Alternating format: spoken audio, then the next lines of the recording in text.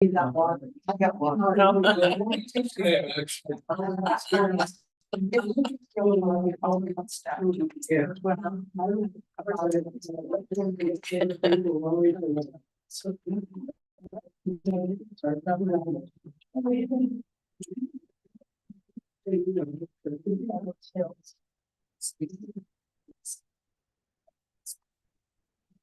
Yeah. Set your chair. Thank you so much.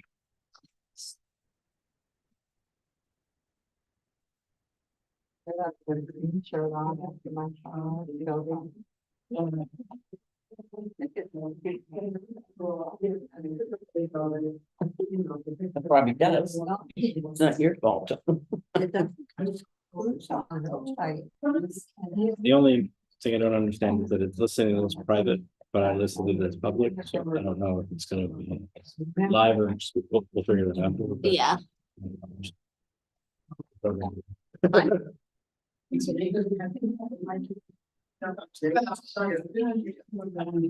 You will hopefully be. What, she's late? Never. This is the first time I've ever heard such things. One time you've been here, you know. Oh, that's, it's on my 6th year. Yeah. Right? Oh, no. I know my people. Hello. How are you? I'm great. Driving that pretty car today. Well, today I actually didn't have a choice. I had to, my other one's getting an oil change.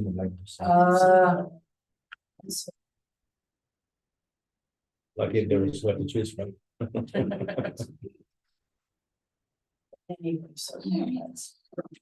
About 2 minutes, so we'll hang out. Yeah, just. I know Marlene isn't. Well, folks, if you haven't done so already, please introduce yourselves to those you don't know. We can go around if we want. Yeah. Sure. All right, I'll start.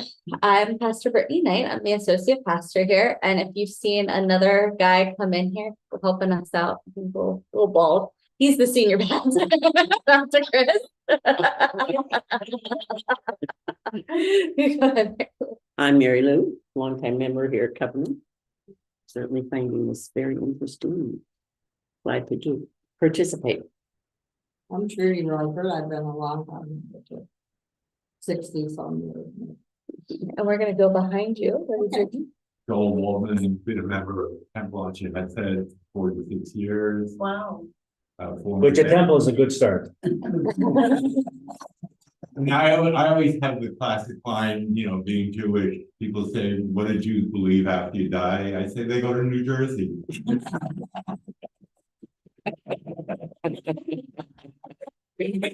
Joe Skondowski, and I belong to Phillips. I belong to Joe, I'm Phyllis. Debbie Hiscott, I was raised in this church, moved away from Mary after 50 years, moved back and came back home to my church. And I'm Lois Gilson. Sandra Valone from Temple on JS. Karen from Temple, and I'm going to New York. I'm Rod Baker, I've been a member here 63 years. Wow. Happy, we're probably about 18 years. And Rabbi Rob Moray from Anshe Chesed. And I've been here 6 years. Very good. All right. I see we have a few other folks. Are you joining us today, Dal? No, but I wanna know whose Plymouth is out there. This rabbis. Oh my God, how much do you want for it? Make me an offer, everything's for sale. What? 48. Wow, what a beauty. Yeah. What a classic. Thank you. I won't give you. I think we have a few others. Step it in. Looks like it. So you've been here 6 years. Where did you come from? Well, I was born in Toronto and then went to seminary in Jerusalem for 1 year, Cincinnati for 4 years. Then we went to Rochester, New York, Detroit, Ottawa, and Oh, wow. Okay. It's been all over the place. Right. sort of occupational hazard, I guess. Bobby, would you like a chair versus? I know. I saw her, she was sitting in a dining room when we were there for lunch on Friday. You remember? Yes. Hi, Bobby. I did. Amazing. Where will she be comfortable?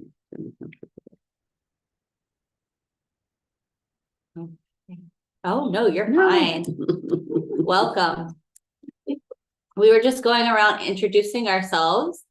So would you like to introduce yourself? Well, I'm the one who's late. My name is Bobby. First time. My name is Bobby. And I'm part of the chunk. And what's your name? I'm Amy Wallman. I'm with him. I'm with her.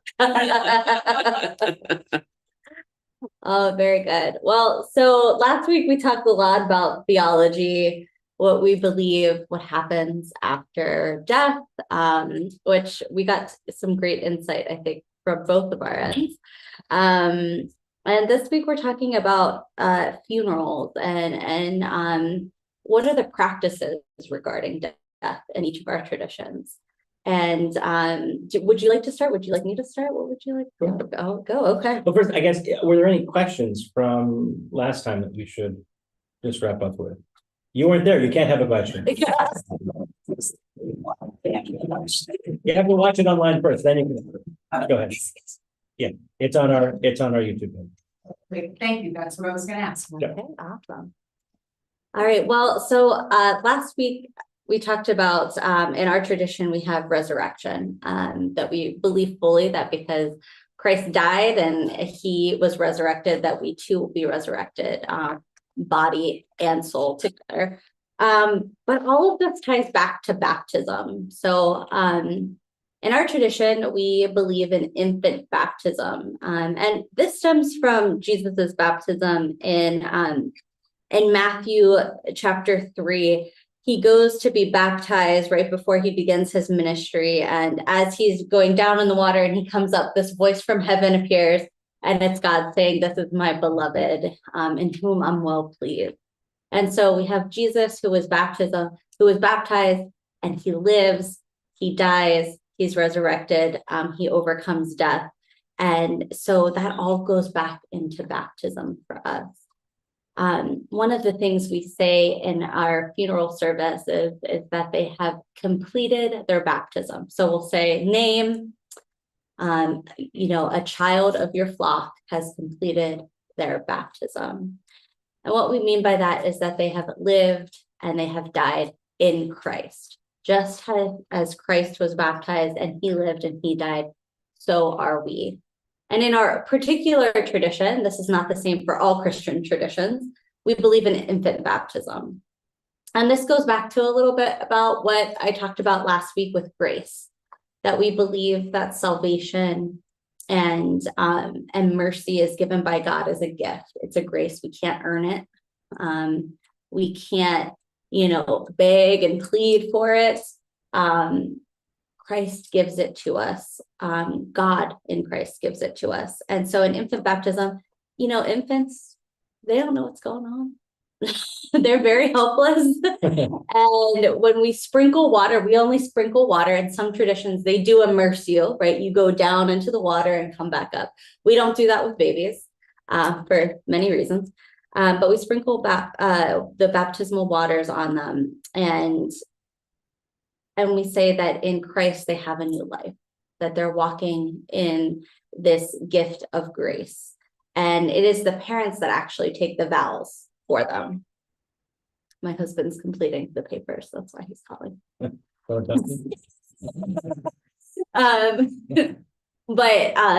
So it is the parents that take this vow for them, that say that they're going to raise them up in the church, raise them up in the knowledge of who God is, who Christ is, and teach them. And eventually they will come to confirm or not confirm their baptism. And so I guess it's similar in the Jewish tradition. Around the ages of 13, we have a confirmation class for them. And that's where they take those vows themselves and they go in front of the congregation. And they say whether or not that they believe that Jesus Christ is their Lord and Savior, whether they're going to abide by the fellowship and the teaching and the prayers of the church, whether they renounce evil and all of its dealings in the world. And this kind of leads along this string of understanding that our life here and in our death is very communal. We do baptisms together. We do confirmations together. We eat at the Lord's table together. We worship together. And when we die, because Christ has been raised, we believe that we will be raised too together. We will be brought together with the other ones that have gone before us, and we await those that will come after us. And we really call this the communion of saints. I wanted to read this French baptism to you. It's part of a baptismal liturgy that was used quite frequently in our tradition. And then we kind of stepped away from it for a little bit. But it says this: "For you, little child, Jesus Christ has come. He has fought, he has suffered. For you, he entered the shadow of Gethsemane and the horror of Calvary, or the cross. For you, he uttered the cry, 'It is finished.' For you, he rose from the dead and ascended into heaven, and there he intercedes. For you, little child, even though you do not know it, but in this way, the word of the gospel becomes true. We love him because he first loved us." And so in our baptism at the very beginning of life, we also acknowledge what becomes of all of us, right? We're made from dust, and to dust we shall return.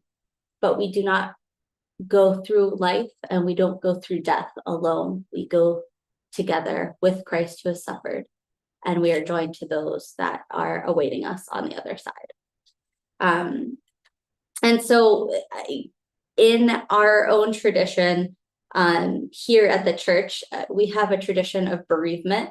Some of these ladies are part of the bereavement, but for those that are mourning, we make sure that they are not alone, and that any burden, just the same with weddings and baptisms and babies, the same with death. We know this. There's a lot of details, and there's a lot to take on by yourself sometimes. And so for us, we have this group of ladies and men at the church that do a luncheon the day that they have the funeral service. And that happens here in this parlor. This parlor has been a viewing of the body before it goes into the sanctuary. And then it also becomes the place where we gather around a meal, and then we remember. But in our sanctuary, we have a worship service, and you'll hear these words: they've completed their baptism, and we thank God for that. But the other thing that we talk about is that Jesus is the resurrection and the life, that there is still more life after this. And we focus on the life and the celebration of the one who has lived and died. Yeah. You talked about baptism and confirmation. Yeah. Do you believe Holy Communion, or is it only that the Catholic? So in our tradition, we don't have those steps where, you first you do this, then you do this. Once you're a baptized believer, you are welcome to communion. It doesn't matter what age you are. And truth be told, we also don't check your baptismal card at the communion table. We don't have time for that. Nobody has time for that. But we offer it to everybody. I thought that was A rite of passage. right, like the baptism. I thought that was another step. So Yeah, so in the Catholic Church it is. okay, that's what Not so much here. Okay.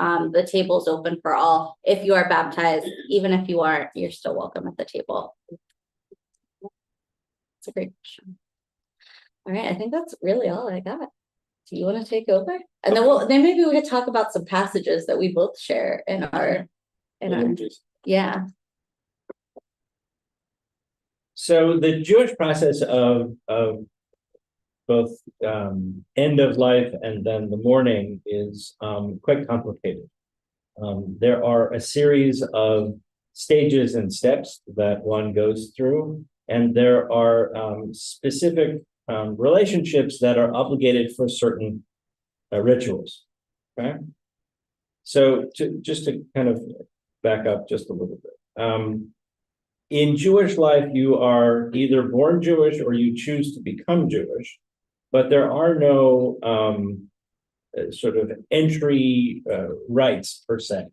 There are rituals that mark different moments in somebody's life, but that does not bear on their Jewish status, right? So if you have a Jewish, so in our tradition, it doesn't matter if your father's Jewish or your mother's Jewish, we consider you to be Jewish, if that's what your practice is going to be, right? So you have to have a Jewish parent and you have to practice.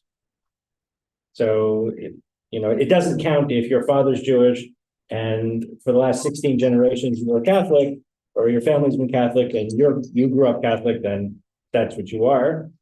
You can then go through a process and sort of claim your Judaism, and we call that an affirmation rather than a conversion, because it's not quite you're not converting to something, but you are affirming something a little bit different. But essentially, if you are born into a Jewish family and your family is practicing Judaism, then that's who you are. So even the birth rituals, which include the giving of a Hebrew name for girls and Brit Milah or ritual circumcision and then naming for boys, is not an entry into the covenant. It is entry into the covenant between God, or representing the covenant between God and Abraham, yes, but not having to do with your Jewish status. So, just a little bit of a nuance there. And then, for those who choose to become Jewish, they would go through the ritual of immersion in the mikveh or the ritual bath, which is a kind of collection of rainwater, basically, if it's a built one or a natural occurring body of water. So often here in Erie, we don't have our own mikveh facility. So we are often skinny dipping at Presque Isle. Rock on. It's all sort of, it doesn't happen all that often, but it does happen that we have a conversion candidate. We'll go down to Presque Isle. You have to be au naturel, as they say, without any, jewelry or anything, sort of as you were born, right? This is considered to be your kind of rebirth as a Jew. And so then you would do that. That's a conversion, That's a conversion. not all. No, just people who are coming into Jewish life. Okay. Yeah. But in terms of death, there are a number of stages, each of them having a name. The first one is known as aninut, which means, or really, let's even go further back. Goses. Goses means when somebody is in the active process of dying, which means that they have, there are no more hopes for medical recovery, and their body has given clear medical signs that they are shutting down. Even in the ancient world, they understood this as an idea and a concept, and they also understood that it was not permitted for us to prevent that process from happening. So in Jewish life, we dance on the edge of a knife on this one, because we are both compelled by the law to preserve life at all costs, while also not preventing death. And sometimes those are difficult waters to navigate, because how do when are you doing what?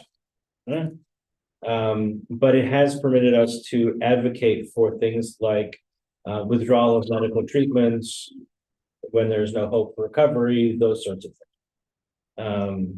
So when that person reaches that stage, the family begins to recognize that this is an imminent death. This is something that it's not like hospice. This is a 6-month, kind of a thing. This is hours, basically, maybe days to hours. And basically at that moment, family would begin to gather if that was their wish or custom. And at the time of death, the family switches into a period known as aninut. So at the moment of death, there is a rending of the garment. So if it is your And these are the relations that are obligated to all of the next series of mourning rituals. It's not to say that extended family don't mourn, but these are the people that are obligated to the formal rituals, right? So it's parents, children, siblings, and parents, not grandparents. That four pieces. So it's parents, children, siblings, and spouses. Okay. If it's a spouse, you tear the garment on your right side.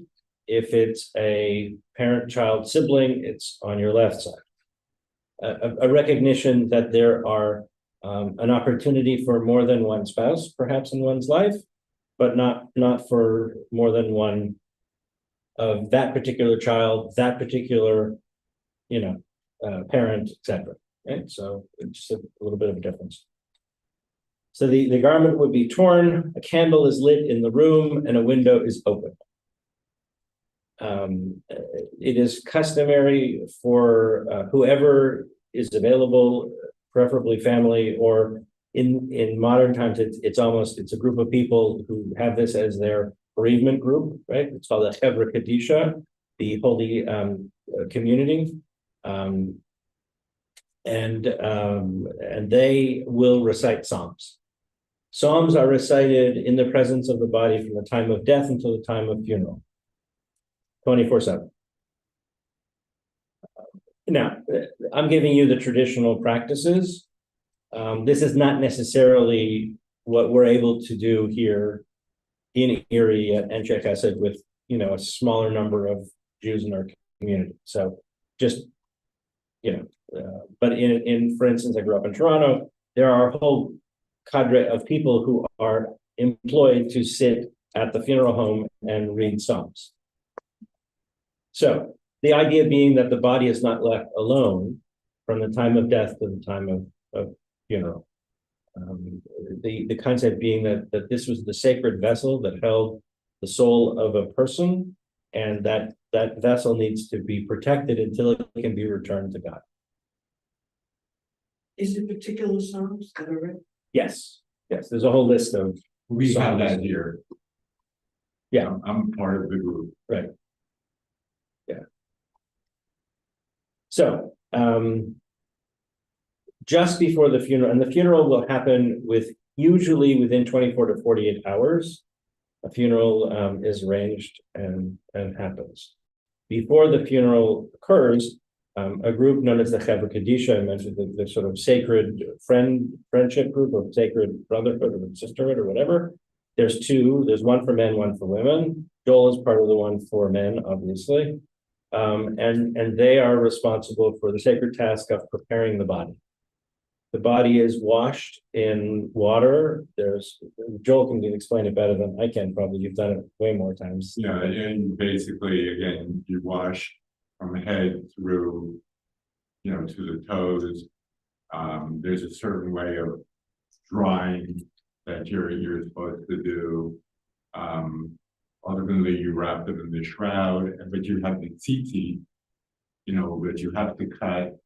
Because so at the end, there's a ritual prayer shawl that is included with traditional men, but the fringes, one of the fringes is cut, symbolizing that this person no longer is living, and therefore wouldn't use it you couldn't use it if it was cut in life, and therefore this person is not being tempted to use it in death.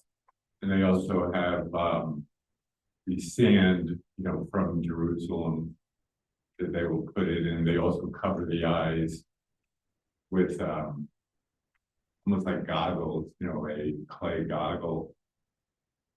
Sometimes sometimes they've used coins, sometimes they've used like a, whatever. Sometimes they've put sand there. Just depends. Different communities have different traditions around this.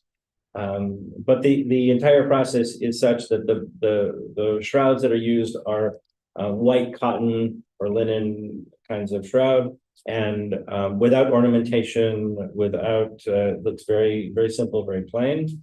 And the idea is that you return to God in as close as you can to the way you were brought into the world. Right, so the caskets that are used, the traditional caskets have no metal on them. They are simply doweled and glued together. There's no metal screws, there's no anything, you can just, simply degrade. At the time of funeral, people will gather together and the family, those four relationships will again tear their clothing or there's a ribbon that we have actually. You may have seen like a black ribbon somebody wearing that's torn. That's the Kriya ribbon. And that's torn as an outward symbol that something is torn in your life. The funeral will begin often at a funeral home or at the synagogue or at graveside. Any of those are possible and happen. The liturgy, we'll talk about liturgy in a minute, but there are certain psalms that are read. It is a funeral liturgy. It is not a worship service. It is a funeral liturgy, which is a collection of psalms, basically. Sometimes there's a song, sometimes there's a creative reading, poetry, something, whatever. Okay. And then we end with the prayer El Malei Rachamim, or God who is merciful. And that's a prayer that is the only prayer in Jewish life, actually, that asks God to shelter and protect this person as their soul makes this final journey. And that is, really the only prayer that we have that is like that. We'll then escort the casket to the cemetery. At the cemetery, we will immediately, there may be an introductory reading or two, but basically we will immediately put the casket in the grave and invite family and friends to participate in the mitzvah or the obligation of burial. We feel that the last physical thing, the last gift that you can give to a loved one is to physically participate in burial. And so rather than it being done, by the guy at the cemetery or whatever, people will take the opportunity to do that. In traditional settings, you would actually completely fill the grave before you really began the service. Mostly today, it's more symbolic. It's difficult work to actually fill a grave unless you have a lot of people, but in larger communities, there's a whole group of people from the Chevra Kadisha who will attend for the purpose of helping to fill in the grave. We don't really have that, so we try to sort of cover the top of the casket, but basically it's a symbolic act. I have a question that, years ago, you don't hear about it anymore. But, and also if you were extremely Orthodox, which we're not talking about here, they would also make holes at the bottom of the casket. So the casket, in the old days, they would take a hatchet and kind of break the bottom of the casket before it went into the ground. Today, they pre-drill holes. Ashes, dust to dust. They pre-drill the holes. Oh, they do? Yeah, there's already holes there. I didn't realize they even did it. Body's not gonna turn to ashes if there's no hole. It's just a matter of something, the idea is that you should have as few impediments as possible. So in Israel, for instance, burial is done on a flat stretcher with a cloth wrapper around it, and there's no casket at all. By the way, you are not legally obligated to have a casket. This is simply custom in the United States. And some cemeteries have rules about what you need to have or not have. But legally, you don't need to have a casket necessarily. So. Yeah. You would not have a funeral director or a funeral home take care of you. There very much is a funeral home, and they very much take care of us. Oh, okay. So Burton Funeral Home has basically was been all done with members of your. No. Burton Funeral Home has been doing the bulk of the Jewish services in Erie for probably almost since the beginning of Jewish life in Erie 150 something years ago. We have records that go back to the very big 100 and something years ago, and they were doing these services. So, and they continue to Peter and Karen and folks at Burton really are quite knowledgeable about what we need and how to facilitate the washing and the dressing of the bodies, and they'll get the caskets that are kosher caskets that don't have metal on them, et cetera, et cetera. They'll take care of all that. Okay. And they take care of all the transport and the arrangements and the legal stuff and all of those kinds of things. But yeah, no, Friend's right. In the old days, they would take a hatchet or whatever, and they would like break the bottom of the casket so it would disintegrate faster. Today they don't really do that. I've only seen that like once. And also the shoveling of the dirt is the back end of the. Right. So when you go to shovel, you take so if the shovel is like this, right, you take the shovel backside and you take the first shovel of dirt on the back side of the shovel and into the grave, because a shovel can be used for many, many purposes. This particular purpose is one that is very, very powerful and emotional. And so you firstly want to make a difference between using a shovel for this or other kinds of work. But also it's one that you do with love. And so you do it almost making it harder on yourself. So after the grave has been filled or people have had the chance to put some earth, we conclude with a couple readings and then selections from, then you conclude the whole thing with Kaddish. Kaddish is a memorial prayer. It actually doesn't mention death at all, but in fact commands us to appreciate the gifts of life that God has given us. And yeah. Are there prayers that mention that? El Malei Rachamim, the memorial prayer, God of compassion, that's the one that talks about death. So, but that's not mentioned traditionally at service, or It what is. is it? It's the sort of almost 3/4 of the way through, or at the end of the service at the synagogue or the funeral home, and then you transition to the cemetery. Some also included at the cemetery. Yeah. So the funeral ends with Kaddish. We will ask all those in attendance who are not the family, and this is also extended family, to form two parallel lines on either side that recede from the graveside to their vehicles or their exit. And the idea being that they exit or recede from the grave, seeing and receiving words of comfort from their family and friends. They'll then return to their cars. They will, in traditional settings, they will then begin what is known as the 7-day period of Shiva. Shiva, sometimes Jews have creative names for things. Sometimes we're very practical. So Shiva really just means 7. So it begins a 7-day period of mourning. The principal mourners, those that we mentioned, will be obligated to the observance of Shiva, which means that they are free from any work, they are free from any responsibilities, they can simply be at home. And the job of the community is to A, make sure they're not alone, B, make sure they're fed, and C, just be there. Right? To just be there. And so, you are there to support, to talk if the person wants to talk.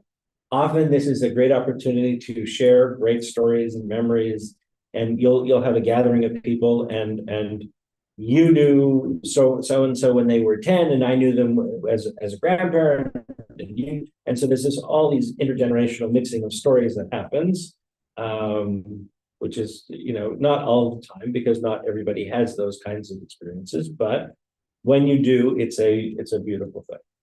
So the 7-day period of mourning ends, beginning a 30-day period of mourning, which is a little less intense, where people are free from attending parties or social obligations or musical events, or essentially saying, if somebody's in that period of mourning, don't feel you need to show up at the party and pretend to be happy. Right? If it's a parent who has died, that first 30 days is also the beginning of an 11th month period of reciting Kaddish. So it is tradition for Kaddish to be recited once a day. At the synagogue, sometimes at home, you can do it whatever way you want to do it. And that's a way of kind of easing the grieving process. And for parent, and this is only for parents, other relationships don't have that 11th month period. At the end of the 11th month period is often when we would do an unveiling of the stone. So a formal unveiling ritual of the stone where we talk about the stone, we uncover the stone, and we go from there. After that, on the anniversary of the death, that's known as yahrzeit. So there's an opportunity to remember the person on the anniversary of the death. And also 4 times throughout the year on the major Jewish holidays, we'll have a whole separate service known as Yizkor, or remembrance service, in which we'll carve time out in the middle of the New Year, Rosh Hashanah, or the Yom Kippur really, period, and remember those who have come before us. No accident, because it's often at those precious family celebration, holiday times when you're really conscious of those you've lost. And so we'll give those feelings some voice, some air. And that goes on permanently. So the anniversary of the death, yahrzeit, is observed once a year. Why is it specifically a year? What is the symbolism of a year time? A cycle. It's one complete yearly cycle. So that's why it's chosen. But only once, the No, first year? no. No, every year Every anniversary. is an unveiling. No. I'm sorry. No, but that's what I'm saying. The unveiling your question. The unveiling is done, so in in the Sephardic tradition, or the Mediterranean basin, Middle Eastern Jews, that they do the unveiling after 30 days. Ashkenazi Jews do it at the 11th month period. The 11th month is, you say Kaddish for 11 months to try to help the soul reach the next world, right? Now, only the most wicked people in the history of the world need 12 months. So everybody gets 11. So they would just say a year. Yes, but it's really 11 months. You got at least 11 months to get there. What? You got 11 Yeah. months to get You can't get there in 11th month.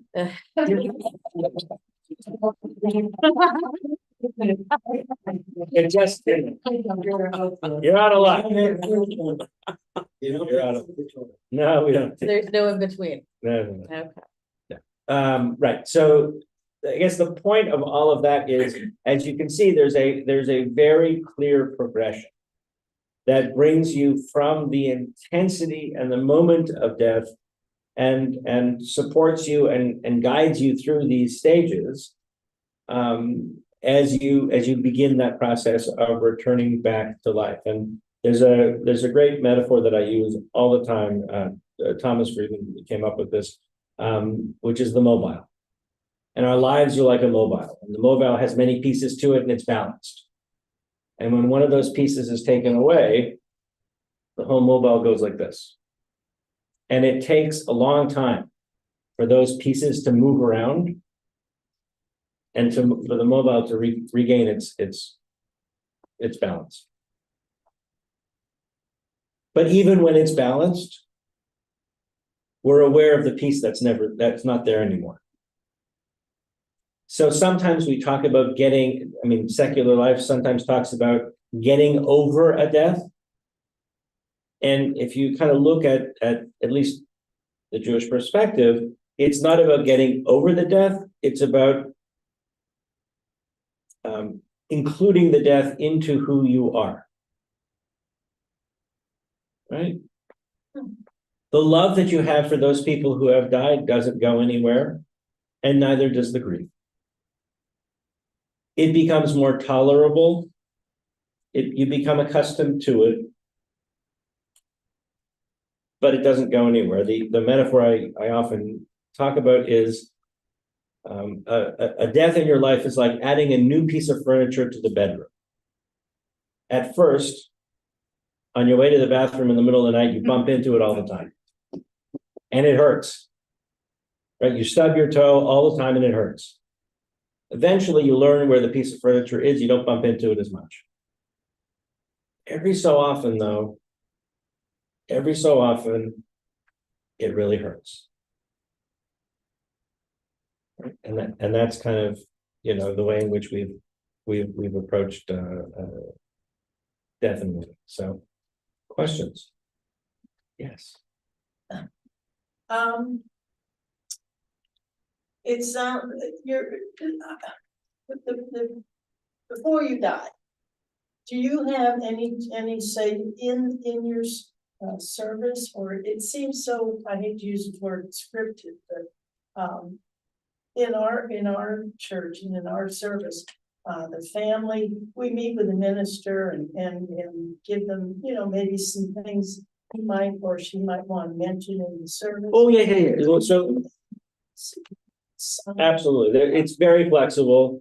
There isn't very much that is totally prescribed, actually.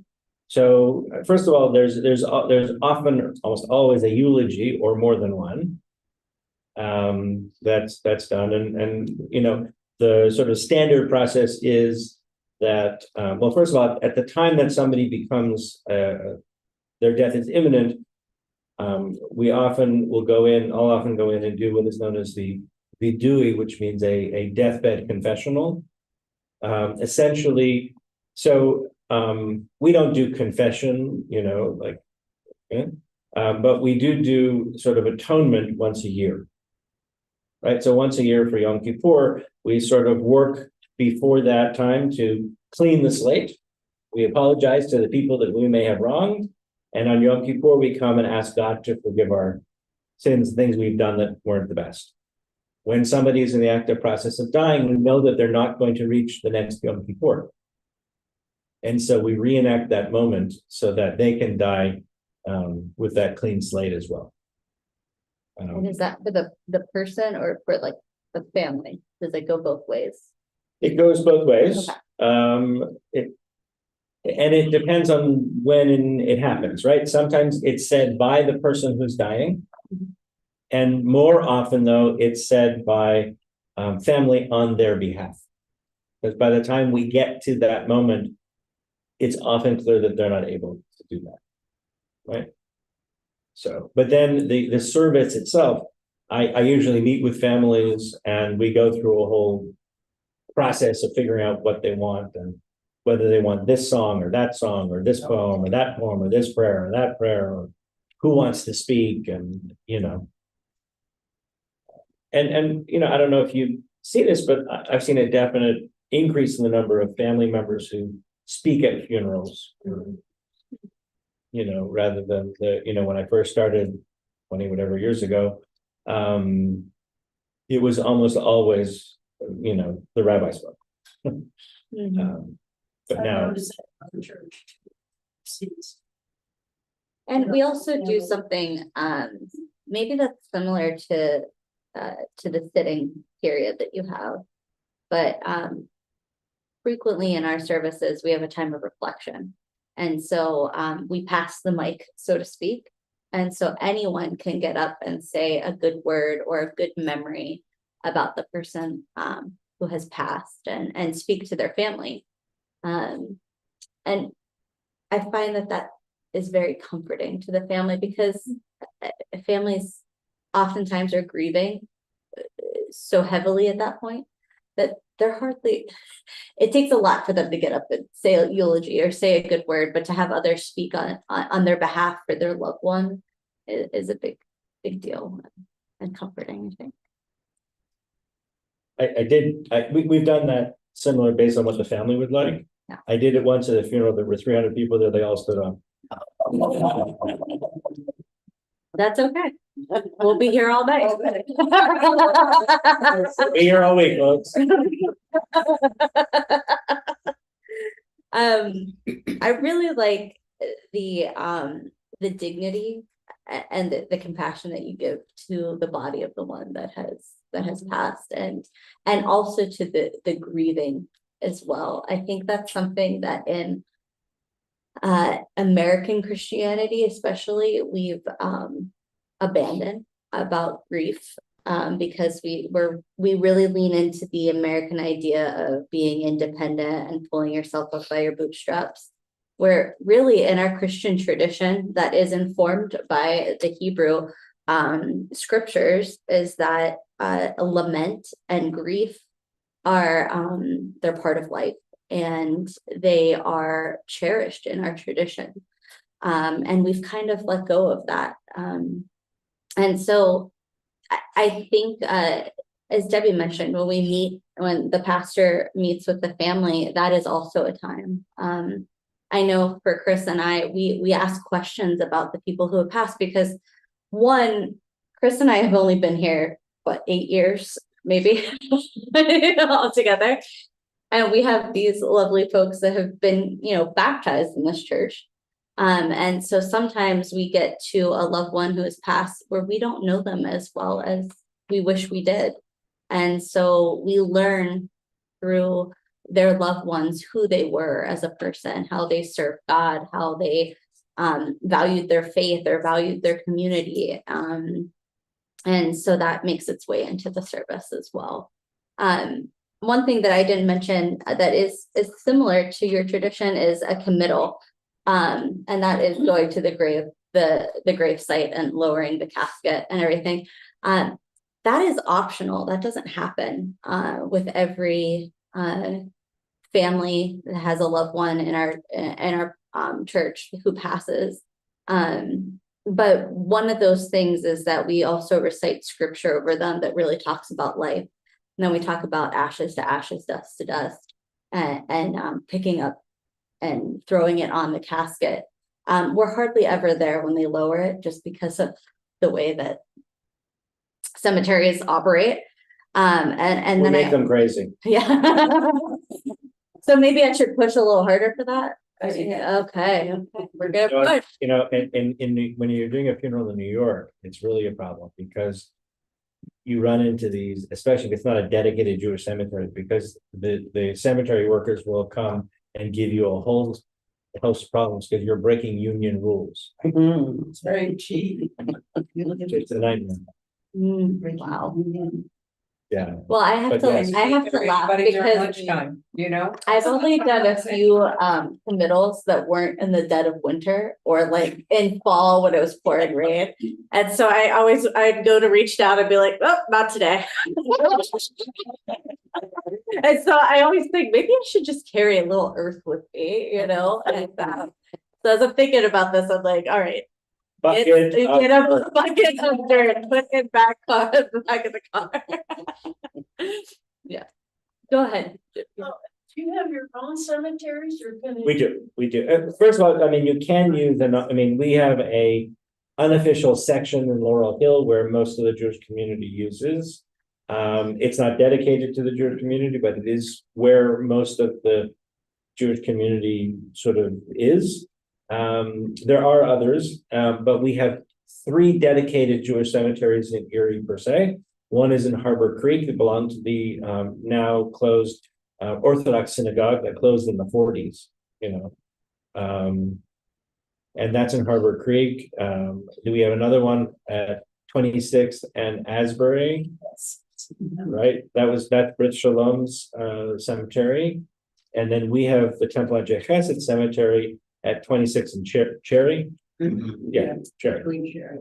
Between Cherry and Right. whatever's next. Right. Which is only about a block and a half down from the Erie Cemetery. Yes. Yeah. It's not part of the Erie Cemetery. But burials go back more than 150 years. In fact, the Jewish community was founded here in the Erie. So what happened, which follows a traditional pattern of Jewish life, is a whole group of Jews move into town. They have to figure out where to bury their loved ones. So they form what is known as a burial society. And the burial society Then bought the property on 26th Street, which at that point was way out in the suburbs. And then eventually morphed into a synagogue as a congregation. I would be interested in hearing you both talk a little bit about cremation. As part of funerals or death. This type of interest is part of that. I would share a little story regarding my own father and his perspective.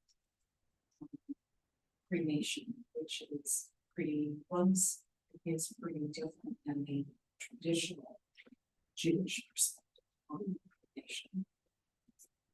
You want to go first? You want me to go Go ahead. first? So in the Christian tradition, there are very many that are cremated.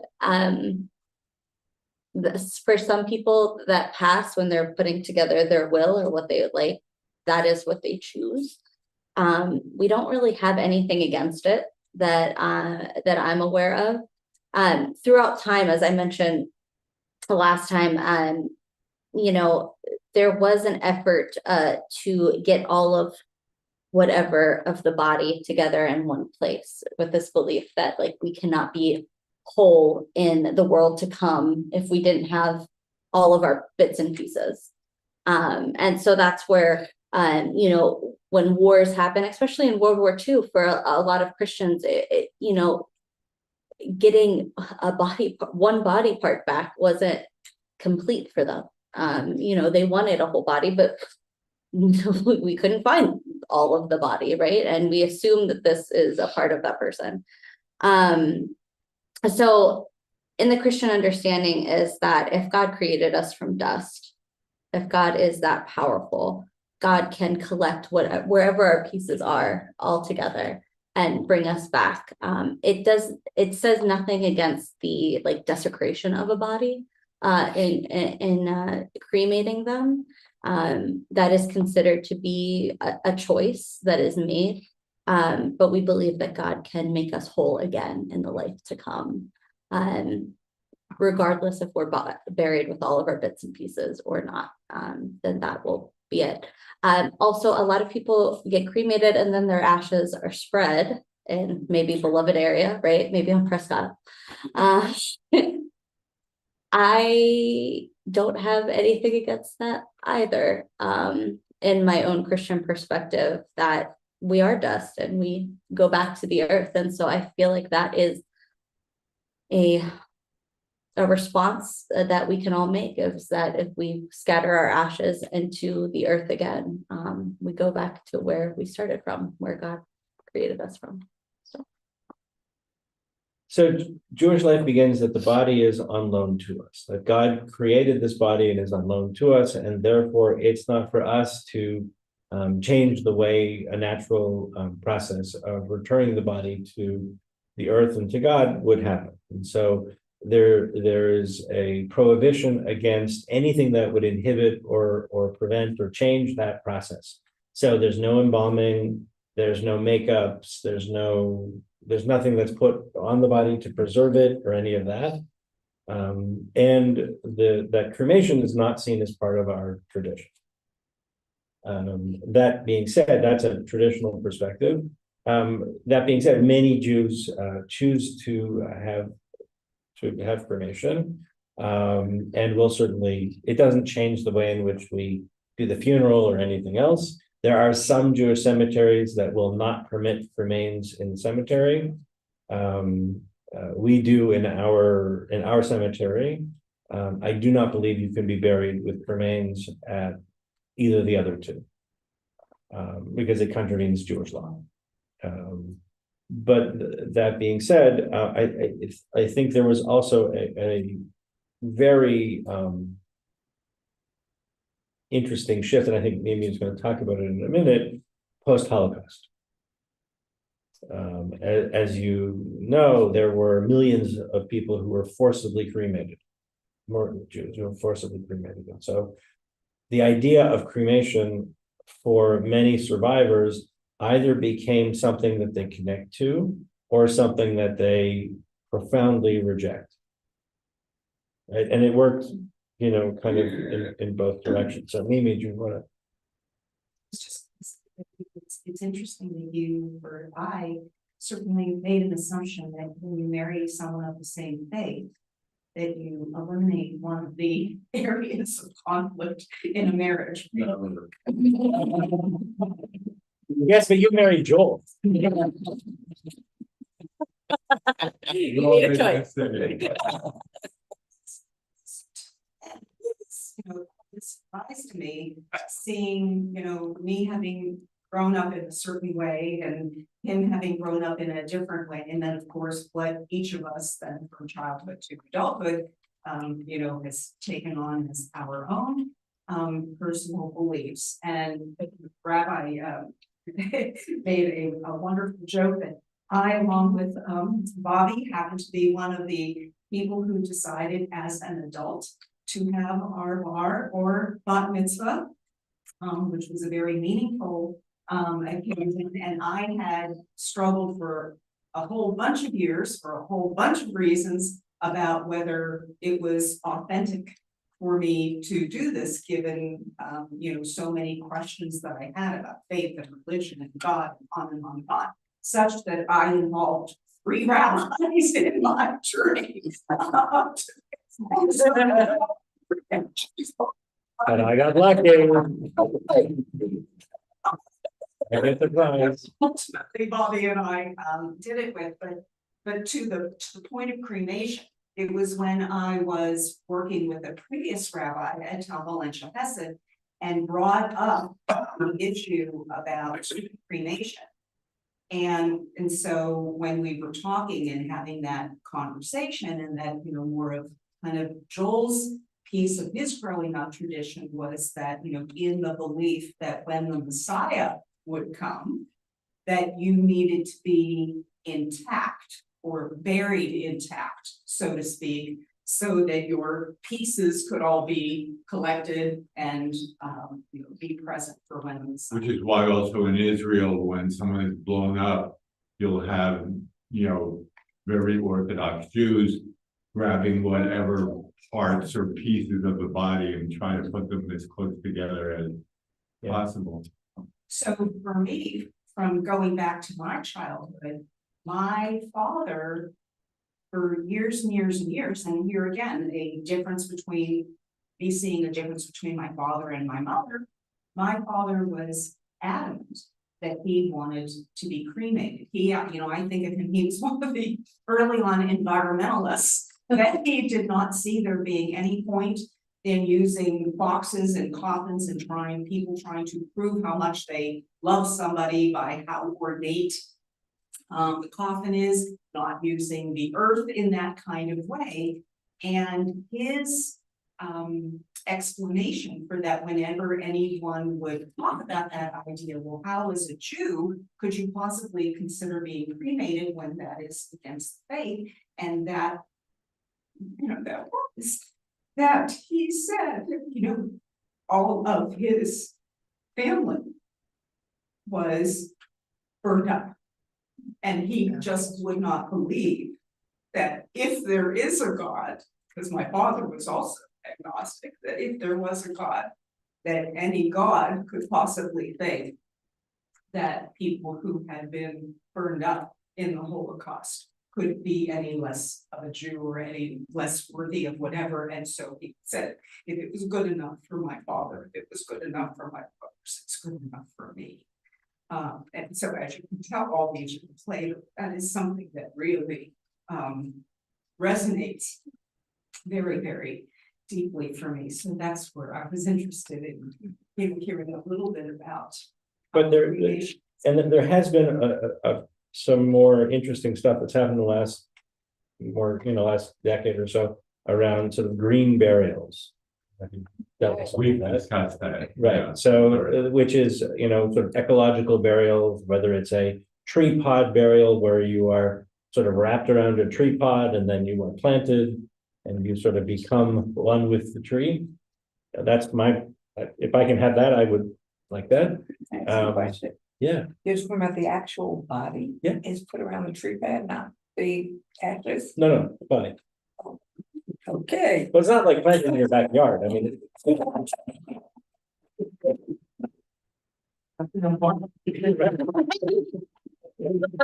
Next time when no one's looking. Fertilize. No, I mean, it's in like a grove of trees, usually in a cemetery, whatever, but the idea being that there's.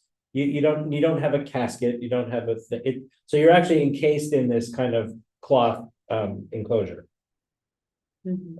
And that goes back to like the stewardship of the earth. Yeah. What is God really calling us to do to take care of the earth, and how can we add to the beauty of creation? Yeah. I mean, in the ancient world, burial was done in ossuaries typically, which means that you were essentially laid out on a table, left to the natural process of decay.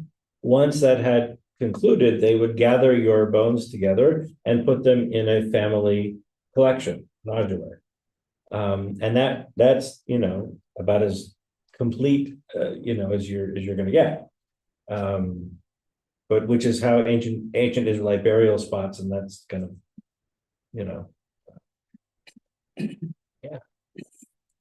And most people here that go to this church know that I had a Jewish stepfather whom I dearly loved, and of course, he married my mother and lived as our family for 45 years.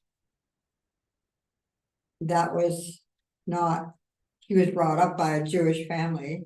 He had to wait till his mother died before he could marry my mom because, well, anyway, that's because of his faith. But I felt that when he died, would I go to the same,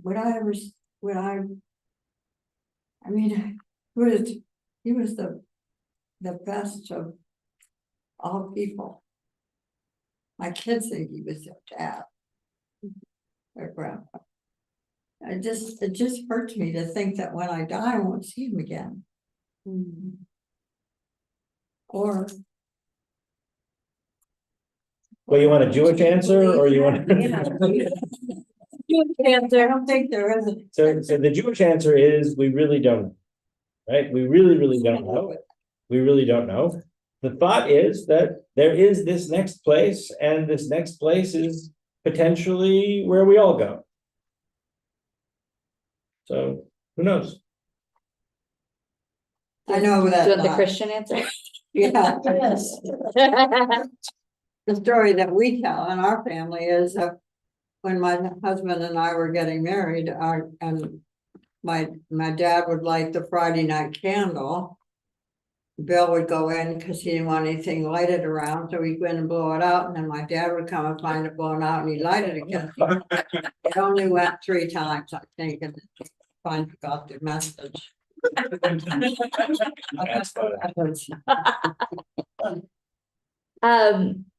So in our faith, and I think I mentioned this a little bit last week, but we talk about how Christ died for all, and we truly mean all. And throughout our text, and what we call the Old Testament or the Hebrew scriptures, and the New Testament, the Gospels and the letters, it leans more towards universalism. And some Christian people will say, how dare you say that? But if we do believe that Christ died on behalf of everybody, that when we go to the judgment, whatever that looks like in the world to come, it is Christ who's sitting there. And it is Christ that offers us mercy. And I think there's some people that say, well, maybe we still get to choose in this afterlife, to be with God or to be without God. And without God might not necessarily mean in the fires of hell, which we've had depicted since the medieval, times. I think that we lean towards the side of love and mercy and forgiveness through Christ. And so I do believe that in the world to come, all will be gathered together. And I don't know what that's going to look like. But I also, one thing that I didn't mention last week, we have this book that nobody really cares about if you're a scholar. It's called Revelations. It's the end of the biblical canon. But if you're a regular American Christian, you believe heavily in Revelations, due to an unfortunate book series called Left Behind. Don't read it. But it talks about God's kingdom coming down here to earth. It's where heaven and earth meet, and that this all will be renewed once more. And I don't know what that's going to look like, but if that's what it is, I believe that all are welcome into that. So I guess, oh, somebody behind you. yeah. You want to go? Yeah, I just wanted to, since I'm sitting behind you, I just wanted to dovetail with what you were saying, and that is that was the one thing that my mother, who really, really struggled at the time of my father's death, said that this was the one time when she so had wished that she was a Christian, because she envied the idea that in Christianity that you would get to be reunited with your loved ones again. She so wished and wanted for that. But we do have that as part of our possibilities. Well, I wish she could share that with her, or maybe she could let us know. She probably knows better than we know. I was just going to say that I so like the richness and the tradition of the Jewish faith. I felt that from the time when I first was able to go to a temple service. And this is very enlightening. But I also, at this stage of my life and so many years, understand that a lot of these traditions in both your church, synagogue, and our church are just man-made rituals that make us feel good, because over the span of time, things in this church don't happen anymore, but we're, part of whatever we felt was the respect for the dead or whatever we believed. And I'm sort of hearing that with yours, because you also have different sects that believe different things, in order to make you feel comfortable, that kind of thing. So there's so much that is mutual, but is, different. But I bet the most telling thing for me was the fact that you mentioned, and it's not like something I hadn't heard before, that God is so vast that we can't possibly understand what is and what will be, especially after we die. So I think it's a matter of faith, Absolutely. how we were raised. That's the word. And way back, my mother said to me, something about people that weren't Christian, they wouldn't be saved. And I don't know why at that time, it just made me furious. I thought, that's not possible. That is not possible if you believe that God gives you this grace and this forgiveness and love. So that's where I'm coming from. And I'm very appreciative of Oh, thank you. hearing Thank you. your side. I think a lot of people more and more these days are traditional. With so many mixed marriages and all of that, I think they believe more in the traditions than the actual, what they were taught growing up as religion. I just had a friend here from Texas. We had this conversation for a week. Traditions, she said, oh, I don't believe in this, and I don't, but unfortunately she lost her husband a few years ago. So that kind of changed her mind, but she only believes in traditions. My son used to tell me that, especially when he married a Catholic girl. He said, Mom, I believe in tradition more than anything. And they still come for Rosh Hashanah, and they still come for Yom Kippur. And I think there's values in tradition, because it does link us to those that have gone before us. And when we instill them in our children, it links us to the generations after us. And I think in life and in death, that is a very huge comfort. And I will say, so I'm a millennial, I'm right in the middle. Right. Yeah. But I grew up very you know, I went to church all the time. I was Bible club president at school, so I wasn't the coolest. What But do you mean?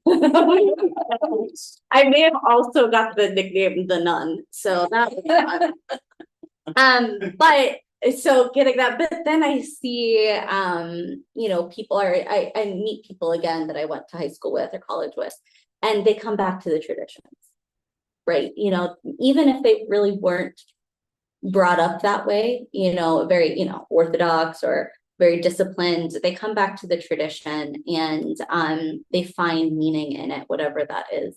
And so you know, I know some of these people, but but still for them it is important, and it's important for them to give some of that to their children as well. Tradition is good. You lose somebody, big happens in your life. You, the structure of tradition is good. Mhm. Because you still lost your parents, and so tradition is good. So, Yeah, I think very much the traditions, especially the birth, you know, we're all in a grief or whatever. Because grief can be a very complicated and devastating, isolating experience. And I think the traditional practices, while not everybody does everything, for sure. I think those who do whatever it is that they do, find intense meaning and value in it. And so, you know, I am always more or hurt when somebody says, well, Mom told us that she didn't want us to do Shiva or whatever. She didn't want to bother us, so we're not doing Shiva. That's one of these moments where Shiva is not necessarily for Mom. You know, Shiva is for you. And if we see it as optional in that way, then we're almost pressured not to do it. Mhm.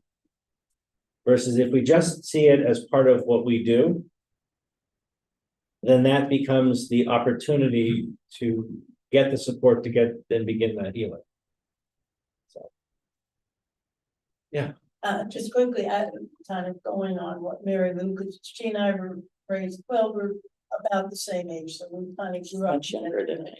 I find the tradition, any tradition, particularly on the religious tradition, helped you in the grieving process. My parents have been gone for over 30 years, and every time I come in this church, I think of them. But it helps, and it's also preparing me for when I die. So I find it very comforting to have those traditions, even though they're sad. That just reminded me of Seth, my coworker back there, Joseph Bodlumpa. One time he shared with me, one of the ladies of our church, she had just lost her husband, but she came to church the following Sunday. And it's funny because we never expect that. And Sandy, your husband just recently passed, and she came to a session meeting like the day after. The only place to be. But it's the only place to be. We've always been to it. We went to church the next day. It's part of the community. But what Steph shared with me is during a hymn, she used to sing all the time. She went silent and she just let other people around her sing. And it was the singing that was not comforting, but it allowed her to grieve in a way. So I think again, tradition, but also a community is very important. And I liked how you mentioned Shiva, you know, they said, oh, she didn't want to, you know, we've made grief into an inconvenience instead of a sacred time. Right. Yeah. Or a sacred I part of really life. like there's a prescription for grieving because we don't have that. And Mhm. David died on Sunday. On Monday, my children both had to pack up and went back home because they were at work. Mhm. And both of them returned to work Tuesday with no, go back to work. And we had a funeral later in the month. So they were back here and got back in the funeral. But That's hard. It's hard not to do it. Right away. When I was young, my now ex-wife, but she was a teacher, and we came from Toronto. We had a huge Jewish community. All of our friends were Jewish. We lived in a little Jewish shtetl, and it was a whole thing, right? So we didn't really encounter non-Jewish burial customs or anything until we moved out of Toronto. So we get to Cincinnati. She's a teacher, and one of her students comes up and says, "I'm going to be away next week. My grandmother's funeral." So she says, "Well, how do you know she's going to die?"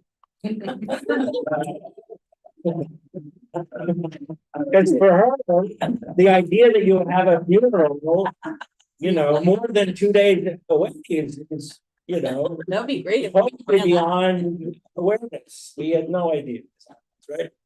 I mean, we were, 20 whatever years old, but yeah. So it's but it is this moment, and the reason we do it is there's a text that says you cannot begin the actual grieving and healing process until after the funeral.